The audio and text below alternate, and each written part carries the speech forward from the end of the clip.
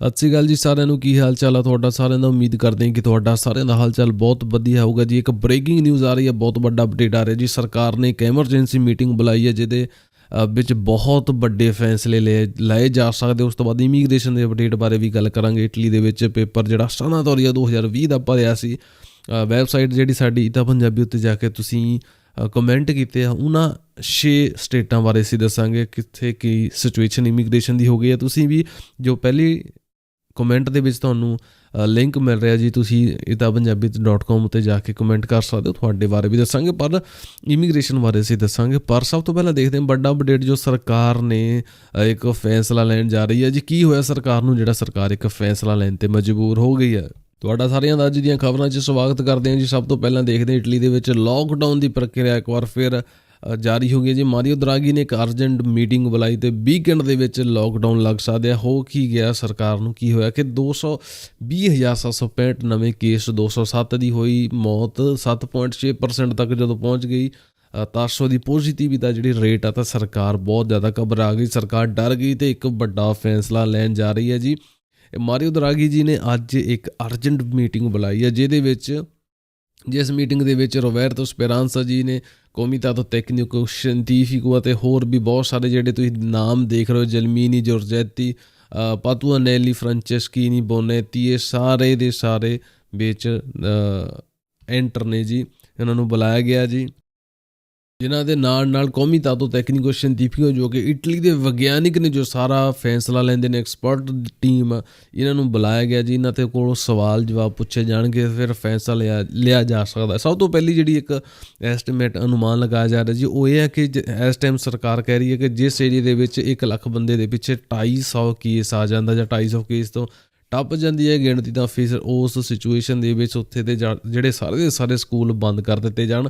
ਇਹ ਜਿਹੜਾ ਸਿਸਟਮ ਆ ਹੁਣ ਸਟੇਟਾਂ ਦੇ ਉੱਤੇ ਵੀ ਲਾਗੂ ਹੋ ਸਕਦਾ, ਪਿੰਡਾਂ, ਸ਼ਹਿਰਾਂ, ਸਟੇਟਾਂ ਦੇ ਉੱਤੇ, ਜ਼ਿਲ੍ਹਿਆਂ ਦੇ ਉੱਤੇ ਲਾਗੂ ਕੀਤਾ ਜਾ ਸਕਦਾ। ਪਰ ਇਸ ਤੋਂ ਬਾਅਦ ਇੱਕ ਹੋਰ ਬਹੁਤ ਵੱਡਾ ਅਪਡੇਟ ਆ ਰਿਹਾ ਜੀ, ਉਹ ਹੈ ਕਿ ਜੋ ਰੋਬਰਟੋ ਸਪੇਰਾਂਸਾ ਜੀ ਆ, ਇਹ ਹੋਰ ਵੀ ਰੈੱਡ ਜ਼ੋਨਾਂ ਬਾਰੇ ਦੱਸ ਸਕਦੇ ਹਨ ਵੀ ਕਿਸੇ ਏਰੀਏ ਦੇ ਵਿੱਚ ਰੈੱਡ ਜ਼ੋਨ ਲੱਗਣੇ ਆ ਜਾਂ ਨਹੀਂ ਲੱਗਣੀ। ਇਹਨਾਂ ਦੇ ਬਾਰੇ ਵੀ ਦੱਸਿਆ ਜਾ ਸਕਦਾ ਹੈ ਜੀ। ਜਿਹੜਾ ਇੰਗਲੈਂਡ ਦਾ ਵਾਇਰਸ ਇਟਲੀ ਦੇ ਵਿੱਚ ਬਹੁਤ ਹੀ ਜ਼ਿਆਦਾ ਗਿਣਤੀ ਦੇ ਵਿੱਚ ਵੱਧ ਰਿਹਾ, ਫੁੱਲ ਰਿਹਾ, ਅਤੇ ਇਸ ਕਾਰਨ ਜਿਹੜਾ ਇਹਨੂੰ ਰੋਕਣ ਦੇ ਲਈ, ਇਹਨੂੰ ਰੋਕਥਾਮ ਲਾਉਣ ਦੇ ਲਈ ਇਟਲੀ ਦੀ ਸਰਕਾਰ ਕੀ ਕਰ ਸਕਦੀ। ਇੱਕ ਹੋਰ ਇਪੋਥਿਸੀ ਹੁੰਦਾ ਜੀ, ਇੱਕ ਹੋਰ ਐਸਟੀਮੇਟ ਲਾਇਆ ਜਾ ਰਿਹਾ ਕਿ ਸਰਕਾਰ ਸੋਚ ਰਹੀ ਹੈ ਕਿ ਜਿਹੜਾ ਕਰਫਿਊ ਦਾ ਟਾਈਮ ਰਾਤ ਦੇ 10 ਦੀ ਜਗ੍ਹਾ ਰਾਤ ਦੇ 8 ਜਾਂ ਫਿਰ 7 ਵਜੇ ਕੀਤਾ ਜਾਵੇ। ਇਸ ਟਾਈਮ ਕੋਈ ਵੀ ਕੰਫਰਮ ਨਹੀਂ ਹੈਗਾ, ਪਰ ਸਰਕਾਰ ਨੇ ਅਰਜੈਂਟ ਮੀਟਿੰਗ ਬੁਲਾਈ ਹੈ। ਕੁਛ ਨਾ ਕੁਛ ਤਾਂ ਇਹਦੇ ਵਿੱਚ ਘਪਲਾ ਜ਼ਰੂਰ ਹੈ ਜੀ।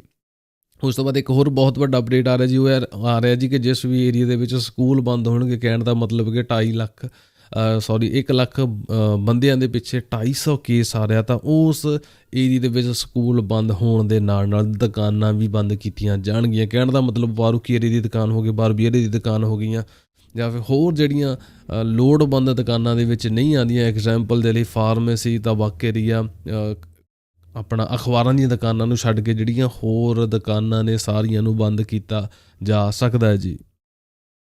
ਇਹ ਹੈ ਜੀ ਅੱਜ ਦਾ ਖਾਸ ਅਪਡੇਟ, ਜਿਹੜੀ ਮੀਟਿੰਗ ਬੁਲਾਈ ਗਈ ਹੈ। ਇਸ ਮੀਟਿੰਗ ਤੋਂ ਬਾਅਦ ਹੁਣ ਕੀ ਚਰਚਾ ਹੁੰਦੀ ਹੈ ਜਾਂ ਕੀ ਸਿੱਟਾ ਨਿਕਲਦਾ, ਉਹਦੇ ਬਾਰੇ ਅਸੀਂ ਅੱਜ ਸ਼ਾਮ ਦੀਆਂ ਖਬਰਾਂ ਦੇ ਵਿੱਚ, ਜੋ ਹਰ ਰੋਜ਼ ਹਰ ਸ਼ਾਮ 7 ਵਜੇ ਖਬਰਾਂ ਆਉਂਦੀਆਂ ਨੇ ਚੈਨਲ ਈਤਾ ਪੰਜਾਬੀ ਦੇ ਉੱਤੇ, ਤੁਹਾਨੂੰ ਇਹਦੇ ਬਾਰੇ ਦੱਸਾਂਗੇ। ਜਿੱਦਾਂ ਹੀ ਇਹਦੇ ਬਾਰੇ ਕੁਛ ਸਾਨੂੰ ਪਤਾ ਲੱਗਦਾ, ਤੁਹਾਨੂੰ ਸੂਚਿਤ ਕੀਤਾ ਜਾਊਗਾ। ਅਤੇ ਹੁਣ ਅਸੀਂ ਗੱਲ ਕਰਦੇ ਹਾਂ ਜੀ ਇਟਲੀ ਦੇ ਵਿੱਚ ਜਿਹੜੀਆਂ ਇਮੀਗ੍ਰੇਸ਼ਨਾਂ ਹੋਈਆਂ। ਜਿਹੜੀ ਸਾਡੀ ਵੈਬਸਾਈਟ ਆ itapunjabi.com, www.itapunjabi.com ਉੱਤੇ ਤੁਸੀਂ ਜਾਣਾ, ਅਤੇ ਉਹਦੇ ਵਿੱਚ ਇੱਕ ਪੋਸਟ ਆ, ਆਸਕ ਹੇਅਰ, ਆਪਣੇ ਸਵਾਲ ਇੱਥੇ ਪੁੱਛੋ। ਉਹਦੇ ਉੱਤੇ ਜਾ ਕੇ ਤੁਸੀਂ ਕਲਿੱਕ ਕਰਨੇ ਆ, ਅਤੇ ਉਸ ਕਲਿੱਕ ਕਰਨ ਤੋਂ ਬਾਅਦ ਜਿਹੜੀ ਵੀ ਤੁਹਾਡੀ ਸਟੇਟ ਆ, ਤੁਸੀਂ ਉਹਦੇ ਬਾਰੇ ਪੁੱਛ ਸਕਦੇ ਹੋ, ਅਤੇ ਉਹਦੇ ਬਾਰੇ ਤੁਹਾਨੂੰ ਦੱਸਾਂਗੇ ਕਿ ਕੀ ਬਣਿਆ ਜਾਂ ਫਿਰ ਕੀ ਨਹੀਂ ਬਣਿਆ, ਤੁਹਾਡੇ ਏਰੀਏ ਦਾ ਕਿੰਨੇ ਕੇਸ ਆਏ ਨੇ। ਵੱਧਦੇ ਹਾਂ ਅੱਜ ਦੇ ਮੇਨ ਟੌਪਿਕ ਵੱਲ। ਸਭ ਤੋਂ ਪਹਿਲਾਂ ਜਿਹਦੇ ਬਾਰੇ ਗੱਲ ਕਰਨੀ ਉਹ ਜੀ ਮੋਦਨਾ, ਜੋ ਕਮੈਂਟਾਂ ਦੇ ਵਿੱਚ ਪੁੱਛਿਆ ਗਿਆ। ਮੋਦਨਾ ਦੇ ਵਿੱਚ ਟੋਟਲ 4,267 ਬੰਦਿਆਂ ਨੇ ਐਪਲੀਕੇਸ਼ਨਾਂ ਕੀਤੀਆਂ ਸੀ, ਜਿਨ੍ਹਾਂ ਦੇ ਵਿੱਚੋਂ 3,771 ਬੰਦੇ ਡੋਮੈਸਟਿਕ ਵੇ, 476 ਜਿਹੜੇ ਡਾਇਰੈਕਟ ਬੰਦਿਆਂ ਨੇ ਕੀਤੇ ਸੀ ਪੋਸਟ ਆਫਿਸ ਦੇ ਵਿੱਚ ਕਿੱਟਾਂ ਜਮ੍ਹਾਂ ਕਰਾ ਕੇ। ਇਸ ਟਾਈਮ ਕਿਸੇ ਵੀ ਬੰਦੇ ਨੂੰ ਬੁਲਾਇਆ ਨਹੀਂ ਗਿਆ, ਅਤੇ ਸਿਰਫ ਇੱਕ ਬੰਦੇ ਨੂੰ ਰਿਜੈਕਟ ਕੀਤਾ ਗਿਆ, ਜਿਹਦੇ ਪੇਪਰ ਔਨਲਾਈਨ ਰਿਜੈਕਟ ਕੀਤੇ ਗਏ। ਮੋਦਨੇ ਦੇ ਵਿੱਚ ਸਾਰੇ ਦੇ ਸਾਰੇ ਪ੍ਰਾਤੀਕੇ 16 ਫਰਵਰੀ ਤੱਕ ਇੱਦਾਂ ਹੀ ਰਹੇ ਨੇ, ਅਤੇ 3 ਬੰਦਿਆਂ ਨੇ ਆਪਣੇ ਜਿਹੜੇ ਕੈਂਸਲ ਕਰਾ ਦਿੱਤੇ ਨੇ। ਸ਼ਾਇਦ ਕੈਂਸਲ ਕਰਾਉਣ ਦਾ ਕਾਰਨ ਹੋ ਸਕਦਾ ਕਿ ਉਹਦੇ ਕੋਲ ਜਿਹੜੀ ਸਜੋਰ ਨੂੰ ਆਪਣੀ ਅਜ਼ੀਲੋ ਵਾਲੀ ਹੋਊਗੀ ਤਾਂ ਉਸ ਤੋਂ ਬਾਅਦ ਉਹਨੇ ਸ਼ਾਇਦ ਕੈਂਸਲ ਕਰਵਾ ਦਿੱਤਾ ਹੋਵੇ ਜੀ। ਇਹ ਜੋ ਤੁਹਾਡੇ ਕੋਲ ਸਾਰਾ ਡਾਟਾ ਸ਼ੋ ਹੋ ਰਿਹਾ ਸਾਰਾ 16 ਫਰਵਰੀ ਤੱਕ ਹੀ ਸਾਡੇ ਕੋਲ ਲਿਸਟ ਪਹੁੰਚੀ ਅਪਡੇਟਰ, ਅਤੇ ਇਹਦੇ ਬਾਰੇ ਤੁਹਾਨੂੰ ਅਸੀਂ ਰੋਜ਼ ਦੱਸਾਂਗੇ। 12ਵਾਂ ਬਾਰੇ ਗੱਲ ਕਰਦੇ ਹਾਂ ਜੀ। 12ਵਾਂ ਦੇ ਵਿੱਚ ਜਿਹੜੇ ਟੋਟਲ 1939 ਬੰਦਿਆਂ ਨੇ ਦਮਾਂਦੇ ਕੀਤੇ, ਡੋਮੈਸਟਿਕ ਵੇਜ ਦੇ 1795 ਬੰਦਿਆਂ ਨੇ ਕੀਤੇ, ਅਤੇ ਜੇ ਡਾਇਰੈਕਟ ਪੋਸਟ ਆਫਿਸ ਦੀ ਗੱਲ ਕੀਤੀ ਜਾਵੇ ਤਾਂ 144 ਬੰਦਿਆਂ ਨੇ ਡਾਇਰੈਕਟ ਪੋਸਟ ਆਫਿਸ ਦੇ ਵਿੱਚੋਂ ਕੀਤਾ ਹੈ, ਜਿਨ੍ਹਾਂ ਦੇ ਵਿੱਚੋਂ ਬੁਲਾਇਆ ਕਿੰਨਿਆਂ ਨੂੰ ਗਿਆ ਜੀ 98 ਬੰਦੇ, ਜਿਨ੍ਹਾਂ ਨੇ ਡੋਮੈਸਟਿਕ ਵੇਜ 'ਤੇ ਕੀਤਾ ਹੀ ਦਵਾਂਦਾ। ਚਿੱਟੇ ਰੰਗ ਦਾ ਡੋਮੈਸਟਿਕ ਅਤੇ ਪੀਲੇ ਰੰਗ ਦੇ ਵਿੱਚ ਡਾਇਰੈਕਟ ਵਾ ਜੀ। 98 ਬੰਦਿਆਂ ਨੂੰ ਹੁਣ ਤੱਕ ਬੁਲਾਇਆ ਗਿਆ, ਅਤੇ 5 ਬੰਦੇ ਜਿਹੜੇ ਡਾਇਰੈਕਟ ਕੀਤੇ ਗਏ ਸੀ ਉਹਨਾਂ ਨੂੰ ਬੁਲਾਇਆ ਗਿਆ ਜੀ। ਪੇਪਰ ਜਿਹੜੇ ਕਿੰਨੇ ਬੰਦਿਆਂ ਨੂੰ ਮਿਲ ਗਏ ਜੀ ਪੇਪਰ, ਜਿਹੜੇ ਡੋਮੈਸਟਿਕ ਵੇਜ ਜਿਨ੍ਹਾਂ ਨੇ ਪਾਰਮਾਂ 'ਚ ਕੀਤਾ ਸੀ 107 ਬੰਦੇ ਨੂੰ ਪੇਪਰ ਹੁਣ ਤੱਕ ਮਿਲ ਚੁੱਕਿਆ, ਅਤੇ 98 ਨੂੰ ਹੋਰ ਬੁਲਾਇਆ ਗਿਆ ਜੀ, ਅਤੇ 5 ਜਿਹੜੇ ਡਾਇਰੈਕਟ ਬੰਦਿਆਂ ਨੇ ਕੀਤਾ ਸੀ ਉਹਨਾਂ ਨੂੰ ਮਿਲਿਆ ਪੇਪਰ। ਅਤੇ ਜੇ ਗੱਲ ਕਰੀਏ ਰਿਜੈਕਟ, ਤਾਂ 25 ਬੰਦਿਆਂ ਨੂੰ ਰਿਜੈਕਟ ਵੀ ਕੀਤਾ ਗਿਆ ਜਿਹੜੇ ਡੋਮੈਸਟਿਕ ਵੇਜ ਵਾਲੇ, ਕਿਉਂਕਿ ਉਹਨਾਂ ਦੀ ਰੈਦੀ ਤੋਂ ਪੂਰੀ ਨਹੀਂ ਸੀ।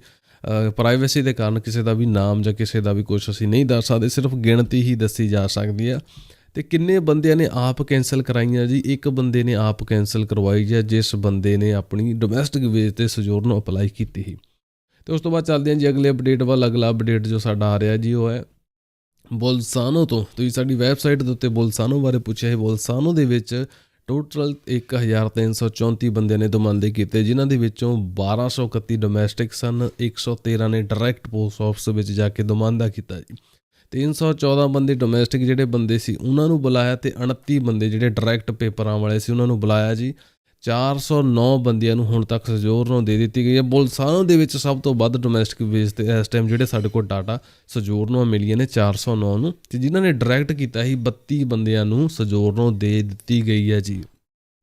ਅਤੇ ਜੇਕਰ ਗੱਲ ਰਿਜੈਕਸ਼ਨ ਦੀ ਕੀਤੀ ਜਾਵੇ ਤਾਂ ਇੱਕ ਬੰਦੇ ਨੂੰ ਰਿਜੈਕਟ ਕੀਤਾ ਗਿਆ ਫਿਲਹਾਲ ਇਸ ਟਾਈਮ ਸਿਰਫ, ਅਤੇ 36 ਬੰਦਿਆਂ ਨੇ ਆਪ ਆਪਣੀਆਂ ਸੋਜੋਰਨਾਂ ਨੂੰ ਕੈਂਸਲ ਕਰਾਇਆ ਕਿ ਸਾਨੂੰ ਇਹ ਸੋਜੋਰਨ ਨਹੀਂ ਚਾਹੀਦੀ, ਜਾਂ ਪਤਾ ਨਹੀਂ ਕੋਈ ਕਾਰਨ ਹੋਊਗਾ ਜਿਨ੍ਹਾਂ ਨੇ ਕਰਾਇਆ। ਅਤੇ ਜਿਹਨਾਂ ਨੇ ਡਾਇਰੈਕਟ ਵੀ ਕਰਵਾਏ ਸੀ ਉਹਨਾਂ ਦੇ ਵਿੱਚੋਂ ਵੀ ਇੱਕ ਬੰਦੇ ਨੇ ਆਪਣੀ ਕੈਂਸਲ ਕਰਵਾਈ ਹੈ। ਕੈਂਸਲ ਕਰਵਾਉਣ ਦਾ ਕਾਰਨ ਇਹ ਵੀ ਹੋ ਸਕਦਾ ਕਿ ਸ਼ਾਇਦ ਉਹਨਾਂ ਦੇ ਕੋਲ ਅਜ਼ੀਲ ਵਾਲੀ ਸੋਜੋਰਨ ਹੋਵੇ, ਤਾਂ ਉਹਨਾਂ ਦੇ ਜਿਹੜਾ ਪਾਸ ਹੋ ਗਏ ਹੁਣ 2 ਸਾਲ ਜਾਂ 5 ਸਾਲ ਵਾਲੇ ਪੇਪਰ, ਇਸ ਕਾਰਨ ਉਹ ਆਪਣੇ ਕੈਂਸਲ ਕਰਵਾ ਸਕਦੇ ਆ।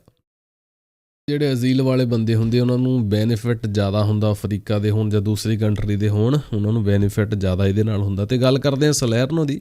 ਸਲੈਰਨੋ ਦੇ ਵਿੱਚ ਟੋਟਲ 5,509 ਬੰਦਿਆਂ ਨੇ ਪੇਪਰ ਜਿਹੜੇ ਸਬਮਿਟ ਕਰਾਏ ਸੀ, ਅਤੇ ਡੋਮੈਸਟਿਕ ਜਿਹੜੇ ਆ 3,734 ਬੰਦਿਆਂ ਨੇ ਕਰਵਾਏ ਸਨ। ਡਾਇਰੈਕਟ ਜਿਹੜੇ ਬੰਦੇ ਆ ਡਾਇਰੈਕਟ ਬੰਦਿਆਂ ਨੇ 1,775 ਨੇ ਕਰਵਾਏ ਸੀ, ਜਿਨ੍ਹਾਂ ਦੇ ਵਿੱਚੋਂ ਹੁਣ ਜਿਹੜੇ ਬੁਲਾਏ ਆ 25 ਡੋਮੈਸਟਿਕ ਵੇਜ ਵਾਲਿਆਂ ਨੂੰ ਬੁਲਾਇਆ ਜੀ। ਇਸ ਟਾਈਮ ਜਿਹੜੀ ਗੱਲਬਾਤ 16 ਤਰੀਕ ਨੂੰ ਜਿਹੜੇ ਬੁਲਾਏ ਸੀ, ਅਤੇ ਜਿਹੜੀ ਸੋਜੋਰਨ ਕਿੰਨਿਆਂ ਨੂੰ ਮਿਲੀ ਸੀ 16 ਬੰਦਿਆਂ ਨੂੰ ਸੋਜੋਰਨ ਮਿਲ ਚੁੱਕੀ ਆ। ਡਾਇਰੈਕਟ ਵਾਲੇ ਨੂੰ ਕਿਸੇ ਨੂੰ ਸੋਜੋਰਨ ਨਹੀਂ ਦਿੱਤੀ। ਅਤੇ ਜੇ ਅਸੀਂ ਗੱਲ ਰਿਜੈਕਟ ਦੀ ਕੀਤੀ ਤਾਂ 6 ਬੰਦਿਆਂ ਨੂੰ ਰਿਜੈਕਟ ਕੀਤਾ ਆ, ਅਤੇ ਡਾਇਰੈਕਟ ਵਾਲਿਆਂ 'ਚੋਂ ਕਿਸੇ ਨੂੰ ਰਿਜੈਕਟ ਨਹੀਂ ਸੀ ਕੀਤਾ, ਅਤੇ ਆਪ ਇੱਕ ਬੰਦੇ ਨੇ ਕਿਹਾ ਕਿ ਮੈਨੂੰ ਸੋਜੋਰਨ ਨਹੀਂ ਚਾਹੀਦੀ, ਅਤੇ ਉੱਧਰ ਹੀ ਜਿਹੜਾ ਡਾਇਰੈਕਟ ਸੀ ਉੱਧਰ ਵੀ ਇੱਕ ਬੰਦੇ ਨੇ ਥੱਕ ਹਾਰ ਕੇ ਅੱਕ ਕੇ ਆਪਣੀ ਜਿਹੜੀ ਸੋਜੋਰਨ ਨੂੰ ਰਿਜੈਕਟ ਕਰਵਾ ਲਿਆ। ਅਤੇ ਗੱਲ ਅਗਲਾ ਜੋ ਇਹ ਅਗਲੀਆਂ 2 ਸਟੇਟਾਂ ਉਹਨਾਂ ਵੱਲ ਚੱਲਦੇ ਹਾਂ। ਤੋਰੀਨੋ ਦਾ ਦੇਖਦੇ ਹਾਂ। ਤੋਰੀਨੋ ਦੇ ਵਿੱਚ 5,420 ਟੋਟਲ ਐਪਲੀਕੇਸ਼ਨਾਂ ਹੋਈਆਂ, ਜਿਨ੍ਹਾਂ ਦੇ ਵਿੱਚੋਂ 5163 5,163 ਡੋਮੈਸਟਿਕ ਸਨ, 257 ਡਾਇਰੈਕਟ ਪੋਸਟ ਆਫਿਸ ਵਿੱਚ ਕਰਾਇਆ ਗਿਆ ਸੀ। ਟੋਟਲ 101 ਬੰਦੇ ਨੂੰ ਬੁਲਾਇਆ ਗਿਆ ਹੈ ਜੀ 16 ਫਰਵਰੀ ਤੱਕ। 57 ਬੰਦਿਆਂ ਨੂੰ ਡੋਮੈਸਟਿਕ ਵੇਜ ਵਾਲੇ ਸੀਗੇ ਜਿਹੜੇ, ਉਹਨਾਂ ਨੂੰ 57 ਨੂੰ ਸੋਜੋਰਨ ਦਿੱਤੀ ਆ। 4 ਬੰਦੇ ਰਿਜੈਕਟ ਹੋਏ ਨੇ, ਅਤੇ ਇੱਕ ਬੰਦੇ ਨੇ ਆਪ ਆਪਣੀ ਸੋਜੋਰਨ ਨੂੰ ਰਿਜੈਕਟ ਕਰਵਾਇਆ ਜੀ। ਜੇ ਗੱਲ ਅਸੀਂ ਤਰਵੀਜ਼ੋ ਦੀ ਕਰੀਏ ਤਾਂ ਤਰਵੀਜ਼ੋ ਦੇ ਵਿੱਚ ਜਿਹੜੇ ਟੋਟਲ 2,520 ਬੰਦੇ ਹੁਣ ਤੱਕ ਜਿਹੜੇ ਦਮਾਂਦੇ ਕੀਤੇ ਸੀ, ਜਿਨ੍ਹਾਂ ਨੇ ਕੀਤੇ, ਜਿਨ੍ਹਾਂ ਦੇ ਵਿੱਚੋਂ 2,175 ਸੀਗੇ ਡੋਮੈਸਟਿਕ ਵੇਜ 'ਤੇ, ਡਾਇਰੈਕਟ ਸੀਗੇ ਜਿਹੜੇ ਉਹ ਸੀਗੇ 345। ਅਤੇ ਕਿੰਨੇ ਬੰਦਿਆਂ ਨੂੰ ਬੁਲਾਇਆ ਗਿਆ ਜੀ? 125 ਬੰਦੇ ਬੁਲਾਏ ਆ, ਅਤੇ ਇੱਕ ਆ ਜਿਹੜਾ ਡਾਇਰੈਕਟ ਵਾਲਾ ਬੁਲਾਇਆ ਸੀਗਾ। 125 ਜਿਹੜੇ ਬੰਦੇ ਆ ਡੋਮੈਸਟਿਕ ਵੇਜ ਵਾਲੇ ਸੀ ਬੁਲਾਏ ਸੀ। ਸੋਜੋਰਨ 91 ਬੰਦਿਆਂ ਨੂੰ ਦਿੱਤੀਆਂ ਡੋਮੈਸਟਿਕ ਵੇਜ ਵਾਲਿਆਂ ਨੂੰ, ਅਤੇ ਇੱਕ ਜਿਹੜਾ ਡਾਇਰੈਕਟ ਗਿਆ ਸੀ। ਰਿਜੈਕਟ ਇੱਕ ਨੂੰ ਕੀਤਾ ਗਿਆ।